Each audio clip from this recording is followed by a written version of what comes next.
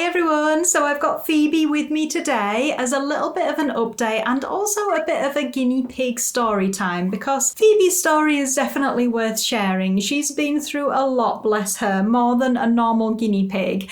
And this all started when she was 3.5 years old. She was first diagnosed with ovarian cysts and she had an ovariectomy surgery to remove her ovaries. She recovered well. However, it was about 3 weeks or so after she had that surgery that she started running into problems with her bladder. She developed some urinary tract infections and strange symptoms that eventually we worked out that she was no longer able to empty her bladder on her own.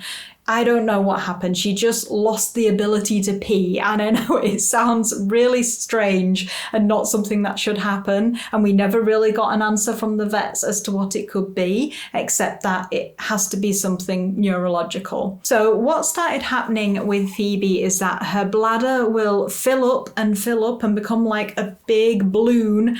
And then once the pressure builds so much, it will slowly start to leak out and she'll get all wet down there. And that's when you get an increased risk of urinary tract infections and also bladder stones. And it was quite a long period of us working out what was wrong with her. And in that time, she did develop a bladder stone. So that was Phoebe's second operation. She went in for a bladder stone removal surgery about 6 or 7 months following her spay operation.